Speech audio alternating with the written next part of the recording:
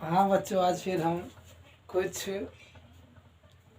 प्रश्न chapter number 8 त्रिकोणमिति कक्षा 10 का लेके आए हैं। जो मैं लिखा हूँ कि बेसिक कॉन्सेप्ट प्रश्नावली 8 पॉइंट के लिए, यानी कुछ उसके महत्वपूर्ण आपको सूत्र यानी फार्मूले बताए जाएंगे और प्रश्नावली आपका 8.1 सॉल्व किया जाएगा। तो सबसे पहले हम देखेंगे कि त्रिभुज ABC में बी समकोण है।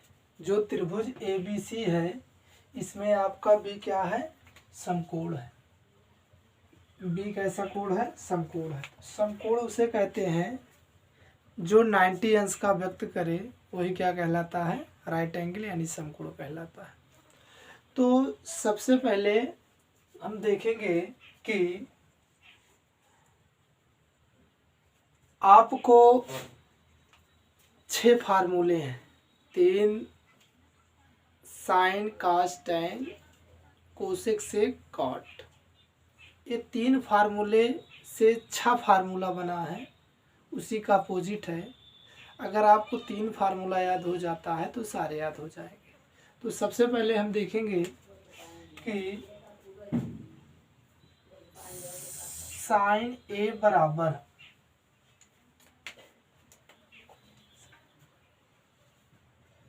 कोण ए की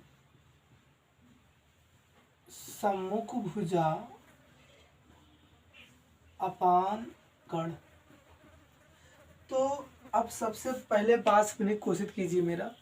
कोण ए की सम्मुख भुजा मतलब ये होता है कोण ए के सामने की सम्मुख भुजा, मतलब सामने की भुजा।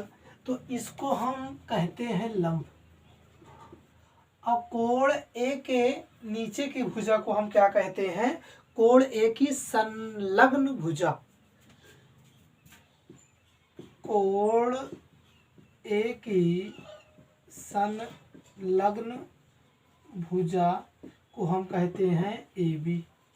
और कोण ए की सम्मुख भुजा को हम कहते हैं BC।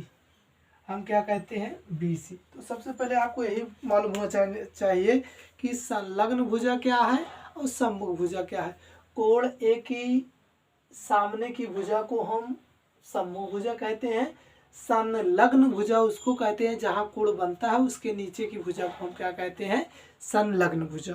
तो वही मैंने लिखा साइन ए बराबर कोण ए की सम्मुख भुजा अपान कर्ण। कर्ण का वही कर्ण ही नेम है, वो नो चेंजिंग होता है। तो अब यहाँ इसको हम बोल देते हैं लंब भी बोल देते हैं, या आप कहिए कोण ए की सम्मुख भुजा, या क्या कहिए कोण ए की सम्मुख भुजा। और कर्ण आपका जो कर्ण है कर्ण लिख देंगे। तो लंब आपका यहाँ से क्या है? BC और कर्ण क्या है? AB। चलिए यहाँ से साइन ऑफ ए मिल गया। अब साइन ए के बाद हम क्या निकालेंगे? Cos A. कॉस ए बराबर होता है कोण ए की संलग्न भुजा। कोण ए की संलग्न भुजा अपान बटा कर्ण। देखिए क्या होता है? बटा कर्ण। कोण ए की संलग्न भुजा को हम कहते हैं आधार। इसको हम क्या बोलते हैं? आधार बोलते हैं। इसको हम क्या बोलते हैं? लंब बोलते हैं। तो अब जो आधार है इसको हम लिखेंगे आधार बटा कर्ण। तो आधार यहाँ क्या है आपका? AB और कर्ण क्या है? यहाँ AC है। तो AC कर्ण आपका यहाँ क्या था? AC था, तो AC दर्शा देंगे और लिख देंगे कॉस ऑफ ए। उसके बाद किसकी बारी आती है? टैन की बारी आती है। तो टैन ए बराबर हो जाता है कि कोण ए की सम्मुख भुजा, कोण ए की सम्मुख भुजा अपान कोण ए की संलग्न भुजा। कोण ए की संलग्न भुजा। तो कोण ए की सम्मुख भुजा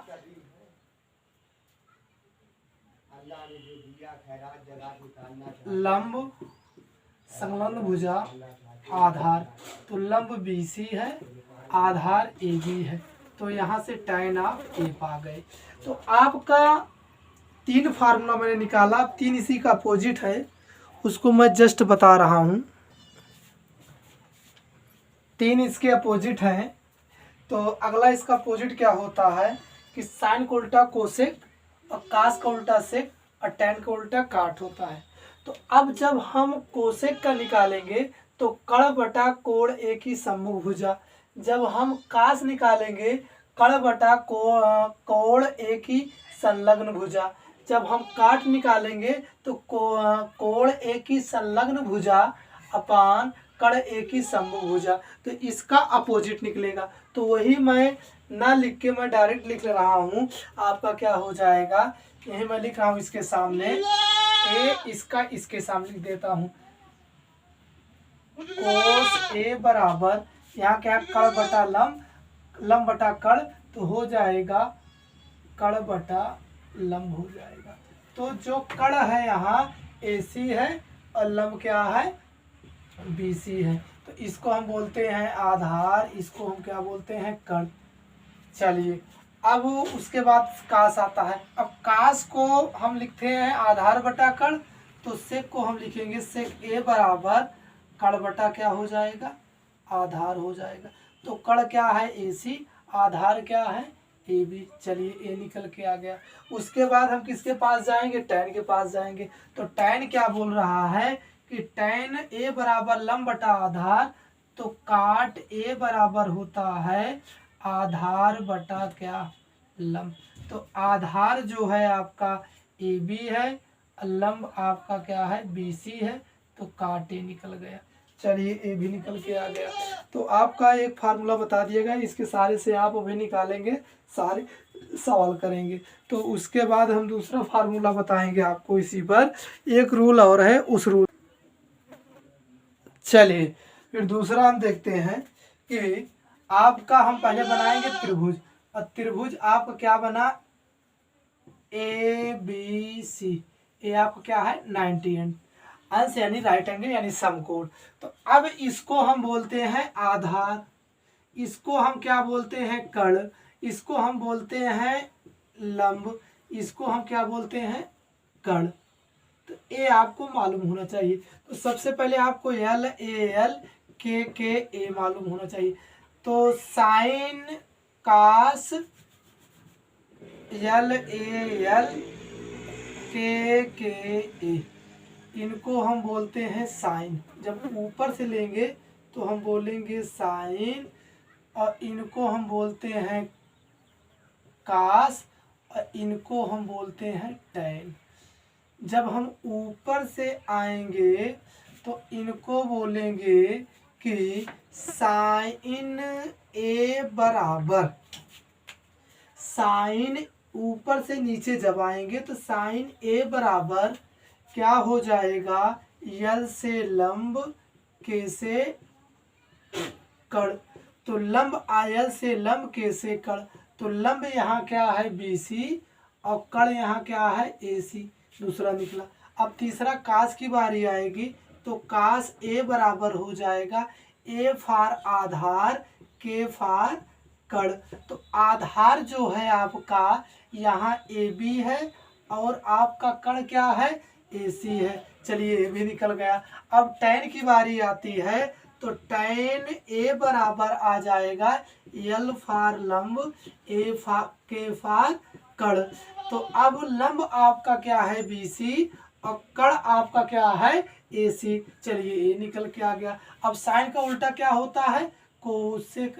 अब देखिए यहाँ से, अब जब ऊपर नीचे से ऊपर की तरफ जाएंगे, जब नीचे से ऊपर की तरफ जाएंगे तो इनको हम बोलते हैं कोसेक A, इनको हम बोलते हैं सेक A, इनको हम बोलते हैं काट A। तो कोसेक A बराबर हो जाएगा कड़ बटा लंब हो जाएगा। तो यहाँ कड़ क्या है, कड़ है आपका AC, लंब है BC।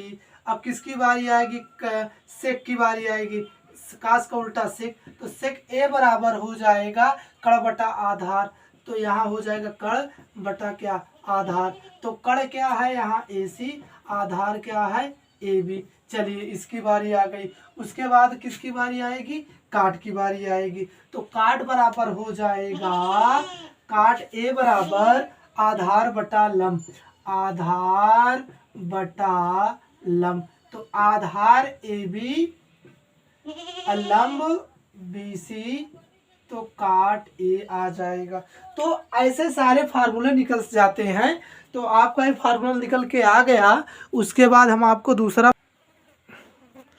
चलिए पहले सवाल आपके सामने आ गया कि त्रिभुज एबीसी में जिसका कोण भी समकोण है, तो ए बी बराबर 24 सेंटीमीटर और बी सी बराबर 7 सेंटीमीटर। तो निम्नलिखित का मान ज्ञात कीजिए। नंबर 1 साइन ए कामा कास ए साइन सी कास सी।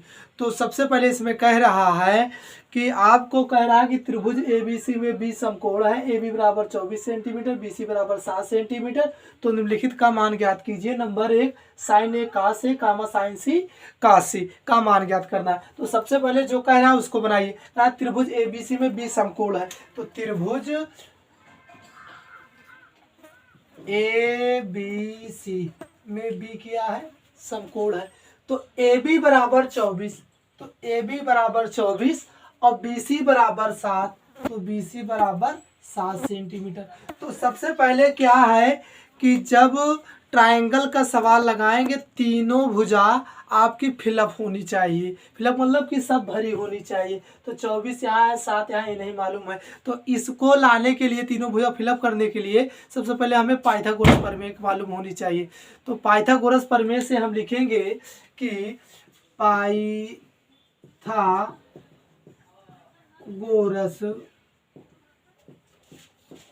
प्रमेय से कण का स्क्वायर बराबर लंब का स्क्वायर धन आधार का स्क्वायर। कण क्या है? AC का स्क्वायर। लंब क्या है? आपका BC का स्क्वायर। आधार क्या है? AB का स्क्वायर। तो आपको जो यहाँ BC दिया गया है 7 का वर्ग और AB आपको दिया गया है 24 का वर्ग।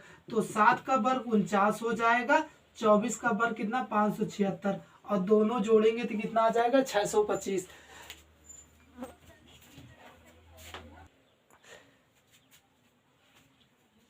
625 आ गया। देखिए 7 का वर्ग करेंगे तो 49 आएगा, 24 का वर्ग करेंगे तो 576 आता है। जब दोनों को ऐड किया जाएगा तो 625 आ जाएगा। 9 6 15, 7 4 11, 12 के 2 हासिल 1 5 1 6। तो अब AC जो आया यहाँ मेरा, AC का स्क्वायर, AC का स्क्वायर या AC का स्क्वायर या AC बराबर √ 625। अब 625 किसका वर्गमूल है? 25 का होता है। इसको हम कैसे जानेंगे कि 625 का हम फैक्टर काटेंगे। फैक्टर काटेंगे तो वो 5 का 5 1 का 5, 5 दूना 10, 50 25, 5 दूना 10 50 25, फिर 25 निकल के आ गया। 25 का 5, फिर 25 का 5, तो 5 5 का वर्ग यानी 25 आ जाएगा। तो AC का जो वर्गमूल निकल के आएगा वो 25 आएगा। तो मैं यहाँ लिख दिया 25 आ गया। तो पहला सवाल आपका यही है कि साइन ए कास ए का मान ज्ञात कीजिए। तो सबसे पहले हम लिखेंगे साइन ए, और साइन ए बराबर अभी मैं बताया था आपको लंब बटा क्या होता है? कण होता है। तो ए क्या है? आपका ए है। तो लंब क्या है? आपका BC है। तो लंब आपका BC है और कण क्या है? आपका AC है। तो BC की वैल्यू कितना है? 7, और AC की वैल्यू कितना है? 25। तो साइन ए कितना आ गया आपका? 7/25। पहला आंसर आ गया। और दूसरा आंसर इसका क्या है? कास ए बराबर आ जाएगा आधार बटा कण। तो आधार क्या है? AB, और कण क्या है? AC। अभी मैंने जस्ट आपको पढ़ाया कि कास ए बराबर होता है आधार बटा कण। तो आपका ये लंब भुजा होती है, ये आपका आधार होती है, ये आपका कण होती है।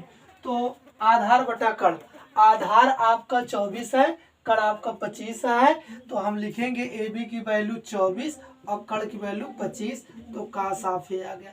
अब दूसरा सवाल इसमें कह रहा है कि sine C into cos C।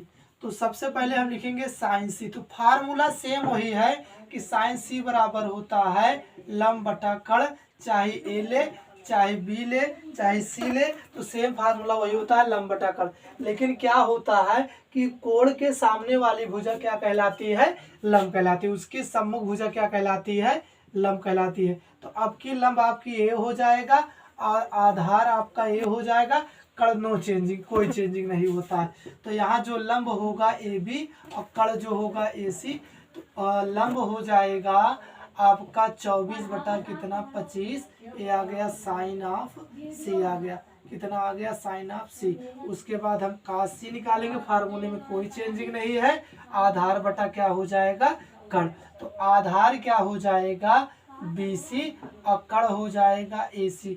तो BC की वैल्यू आपकी निकल के आएगी 7 और AC की वैल्यू क्या निकल के आएगी 25। तो कास ऑफ सी। तो आपका पहला सवाल हो गया। इसके बाद मैं दूसरा सवाल पढ़ाता हूँ। तो दूसरा सवाल है, आकृति में tan P minus cot R का मान ज्ञात कीजिए। तो चित्र दिया गया है कि त्रिभुज PQR में क्यों आपका समकोण दिया गया है त्रिभुज के हिसाब से, और लंब भुजा 12 सेंटीमीटर, कड़ भुजा 13 सेंटीमीटर। तो सबसे पहले आप लिखेंगे हल में कि त्रिभुज PQR में कोण क्यों समकोण है। तो भुजा PQ बराबर 12 सेंटीमीटर और PR बराबर 13 सेंटीमीटर। तो तीसरी भुजा मालूम नहीं है, इसके लिए हम क्या लगा देंगे फार्मूला पाइथागोरस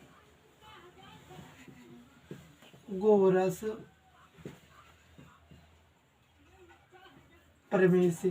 तो पाइथागोरस प्रमेय कड़ का स्क्वायर बराबर लंब का स्क्वायर धन आधार का स्क्वायर। तो लंब यहाँ क्या है PQ का स्क्वायर, आधार क्या है RQ का स्क्वायर और PR का स्क्वायर। तो 13 सेंटीमीटर PR का स्क्वायर और PQ का 12 और RQ मुझे मालूम ही नहीं है। तो 13 का वर्ग 169 और 12 का वर्ग 144, RQ का RQ हो जाएगा। तो कांस्टेंट को एक तरफ करेंगे तो RQ का स्क्वायर, तो घटाएंगे तो कितना आ जाएगा 25।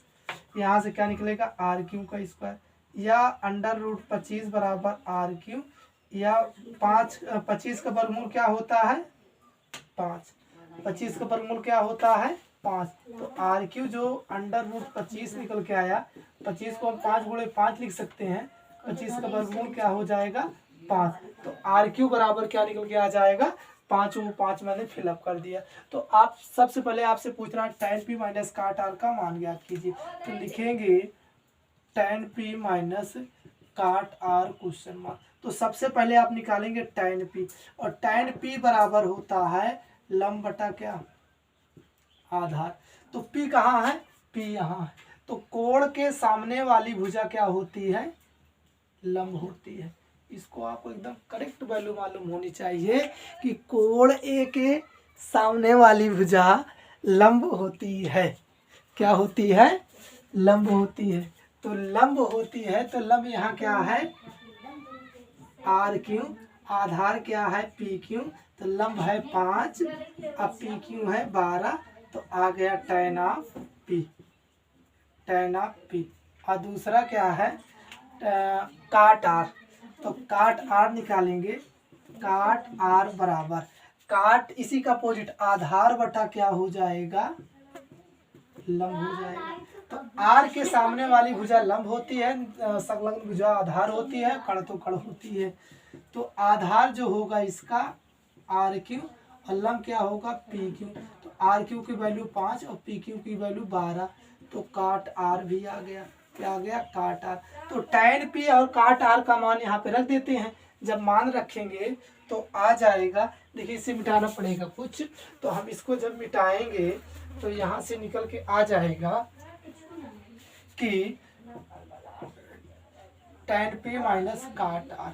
तो tan P की वैल्यू 5/12 और cot R की वैल्यू 5/12, दोनों कट के क्या आ जाएंगे 0। तो इसका मान क्या आ जाएगा 0। उसके बाद हम तीसरा सवाल बताते हैं आपको।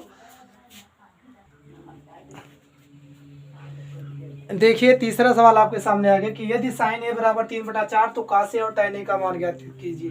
तो जो दिया गया है सबसे पहले उसको हम लिखते हैं कि साइन ए बराबर 3/4। तो हम जानते हैं साइन ए बराबर होता है लंब बटा क्या, कड़ होता है।